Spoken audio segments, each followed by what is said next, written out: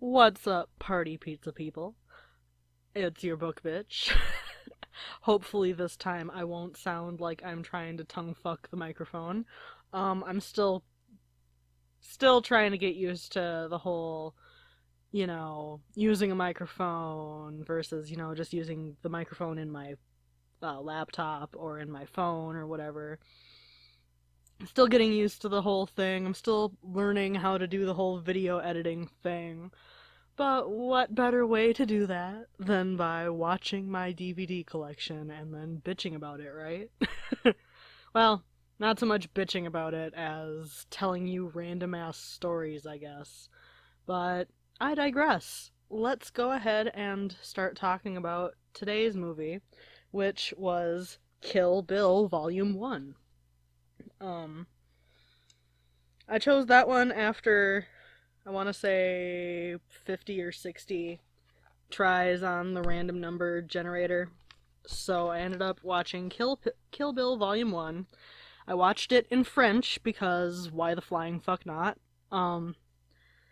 I kind of enjoyed seeing the differences between certain things, like how kiddo isn't kiddo in French, it's petite. Um, that was actually really cute. I really, really, really liked the voice actor for Bill. I'm not sure if that was David Carradine himself or not, but it was I really enjoyed that. He was a very smooth motherfucker. That was enjoyable. Um, Honestly, I kept pausing to take notes, and then I'd started up again, and I'd forget that I was watching it in French. So that was just kind of random. But I kept forgetting that I was watching it in French, and then I was like, what the fuck? And then I got to a point where they were listing off names in English, and the anglicized names sounded so weird next to the goddamn French. It was just so fucking strange because it was that really odd way that like native other language speakers say certain English words when it just like comes up to a word that they don't have in their language because English is three languages in a trench coat. um but seriously, anyway, Kill Bill. I really enjoy Tarantino.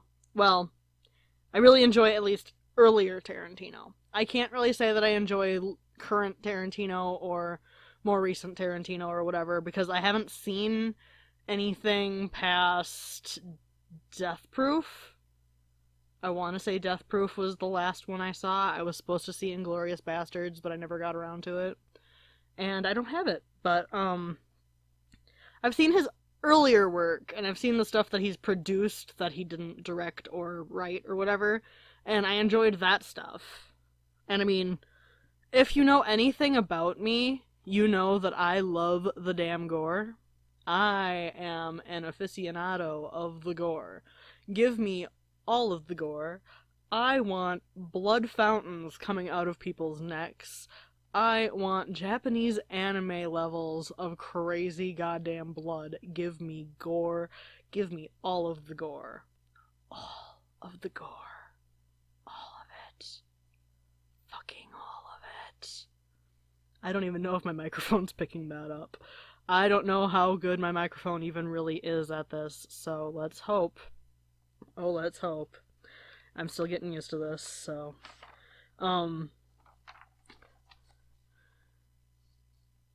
Yeah, I've got to say, as far as like what I've heard, since I haven't seen any of his more recent stuff, but I've really got to say, what is his problem with people of color?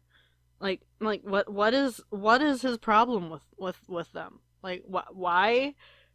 I mean, like I understand that he does like quote unquote like period pieces from like the 90s or whatever and like always set somewhere in the deep south. But what the fuck is with all the weird ass and backwards ass and racist ass language when it comes to, black people or whatever? Like, I Has Tumblr gotten to me? No, because that's always bothered me. That really has always bothered me. I still don't get the stockings that Daryl Hannah's character puts on when she's in the hospital and she's gonna go try to kill Uma Thurman's character. I don't get that, especially because like I've heard it argued that it's something to do with Tarantino's foot fetish, but I feel like if that was the case, we would actually see her foot and not just see her like rolling the stocking up her thigh.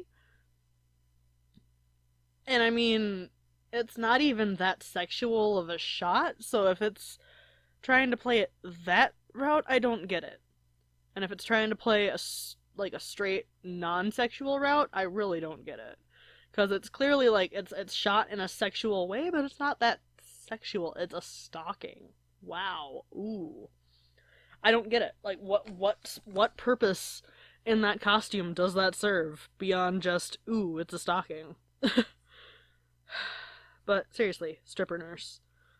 That cell phone she pulls out too, by the way, that fucking gets me every fucking time. I've probably seen this movie 80 or 90 times because my mom and I were really pretty big Tarantino fans, and it was kind of shit that we could watch and bond over.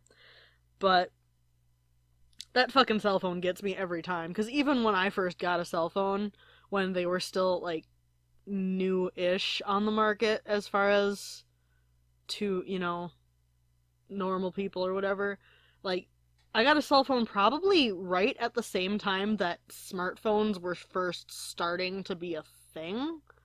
So, you know, Nokia bricks were kind of king, but we also had those color cell phones. We were starting to have really interesting flip phones, and I know that there was at least one BlackBerry on the market when I first got a cell phone.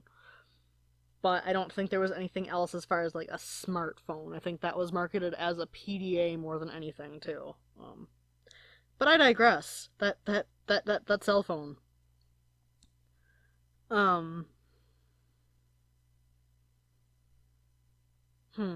Sorry, I'm looking at my notes and I'm just trying to fucking figure out what the hell. I should edit this, but I'm not going to, because I really don't give enough of a shit, guys. I'm doing this for fun. Let's see here. How the hell, like, really, for real, how is she not brain-addled after taking a shot to the front fucking temporal lobe? Or, I'm probably sounding stupid. The front fucking lobe. I think temporal is actually... I'm trying to remember. Temporal side, maybe? Fuck, I used to know this. Whatever, anyway. How is she not fucking brain-addled? How does nobody hear that scream she lets out? And, more importantly, when she's wheeling herself through the parking ramp, looking for the pussy wagon, how the fuck are her arms toned enough for her to do that when her legs can clearly not support her weight? And, I mean, I'm not one to really, you know, do the really bad job at suspending my disbelief thing. Like, I can usually suspend my disbelief a fair amount. I can usually give the movie a benefit of a doubt. I can usually give a movie's universe the benefit of a doubt. But for fuck's sake, if your legs cannot hold your weight, there is no way your arms are doing any of that. I don't care what kind of mixed martial artist you were before you fucking fell into that 4-year coma. If your legs cannot goddamn carry you, your arms are not doing that well at all either. Because it does not fucking matter. Unless you are like fucking Ramin Karimloo, like right now currently, I heavily doubt your arms are that much stronger than your legs. And muscle deteriorates quickly. And you're far more likely to have muscle that's still going to work in places that you already had a lot of it. And you mean to tell me that skinny-ass Uma Thurman had the upper body strength of, like, fucking Ramin Karimloo? Or, like, you know, bodybuilder days, like Arnold Schwarzenegger? but always fucking skipped leg day. I no, no, fucking no. All of my no. Are you fucking kidding me? No. Seriously though, that fucking that bothers me. Also, the music in the post like almost hospital rape scene sounded different. Like it sounded different than I remembered from when I last watched it in English. But like the French version sounded different. I don't know. It could be the same, but it sounded different. Um, Seriously, how the fuck do her arms work that well? She pulls her whole fucking body up into a truck, but her legs don't work worth a shit. She can't even wiggle her big toe. Like, really? Really? Really? Fucking really? Fucking really? Like, I love, the entirety of Oren's story. Like, that's just, it's beautiful and kind of, like, I want to say it's sad, but it's not really. Like, objectively, I guess it's sad, but it's not.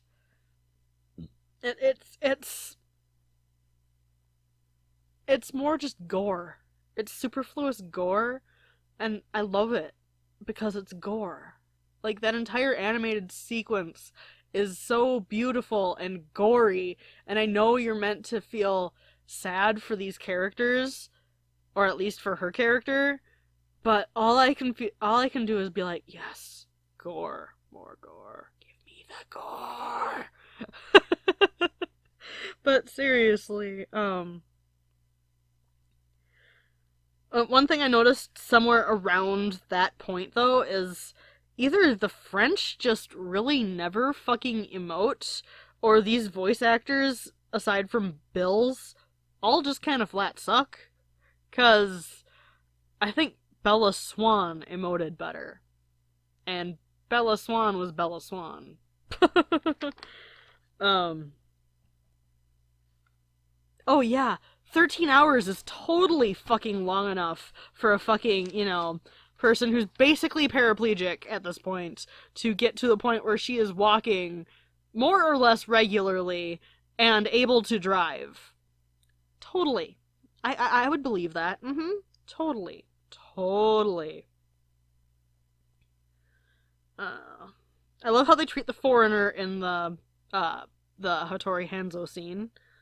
I love the way that entire part is shot. I love that all of that. Um, I love when Hattori Hanzo is showing her the swords, and I love when she fucking slices that goddamn baseball in half with that fucking sword. That's beautiful. Fucking beautiful. Fucking beautiful. Uh, I love the little blood freckles that Oren gets after beheading that dude too. Like seriously though, like it doesn't make sense to me how little praise overall this movie gets, and this movie and the movie after it gets, for, being so female led and having so many female characters. Like, I understand that, like, it's because, white male or whatever, but fuck's sake, guys. It's a pretty fucking good movie. Like, it's not the best. By far, it's not my favorite. It's not even my favorite Tarantino, honestly. But it's a good movie. And, I mean, it's, like, pretty much entirely female led, female driven, female whatever the flying fuck. There is so much estrogen in this goddamn movie. Like, seriously. Um, I love Go-Go. I can't wait to do um a movie adaptation Monday over on the main channel for um Battle Royale and, the movie and the book, because Go-Go is also in that, and she plays just, oh, that character. If that character is even half as crazy in the book as she is on screen, I know I'm gonna love that goddamn book. I'm gonna be sad when she dies, but I'm gonna love that goddamn book. It's a book bitch video. I've yawned. um, my notes for most of the movie is just gore, gore, gore, gore. All the gore. Give me more gore. I love the gore. The gore is the precious. And, honestly, beyond that, I really, I adore the French Bill voice. Like, again, I'm not sure if that was actually Carradine or not. Probably not, because it's usually not the actual actor or whatever. But Carradine's voice in this movie, or, the fake Carradine, the French Carradine, is pretty fucking amazing. Yes. It's so awkwardly sensual and flirty. Like, I know that's kind of what they were going for with his English dialogue, but it sounds so much more, just so much more in French. But then I think that kind of goes for most. I mean, not everybody sounds more flirty or whatever in French, but it does help things if you've got a little bit of a flirty, like, cadence or whatever. It really does amplify that when you're speaking in French. Yeah. So I know I said that, what's it called? Wolf Creek, Wolf River, Wolf Mountain, Wolf Creek was gonna be the next, well, possibly the next, movie review. That might still be the next movie review after this one. Oh, it's a book bitch video. I've yawned again. But I just couldn't bring myself to, actually pulling out a Mac to do that, because I need something that can play a PAL file. Because roommate got PAL instead of the other thing.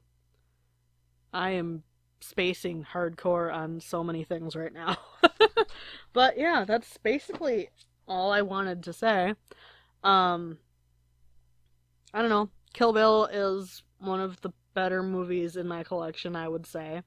It's not my favorite. It's not my favorite by Tarantino, even. I'm not sure it would even really be in the top 10 or top 20. Probably in the top 100, though. Part 2 is definitely closer to, like, the top 20, but part 2 is actually a lot more interesting. Like, the only part of part 1 that I really, really, really love... Oh, thank you. Thank you, whoever just texted me. Thank you. You just totally fucked this up, because I'm gonna get content ID'd now. But fucking, shit, what did it... Oh yeah, the only scene that I really, really need in, or out of, Kill Bill Volume 1 is really the entirety, like, the Oren thing. Like, I don't even need the fight with the Crazy 88 or whatever, just the animated part for Oren, her decapitating the dude, and then the final fight between her and Kiddo. Like, those would be the parts that I would really, like, scrap the rest of that. Put that into Kill Bill 2, and you've got a good movie. Okay, anyway, I'm done. Goodbye, guys.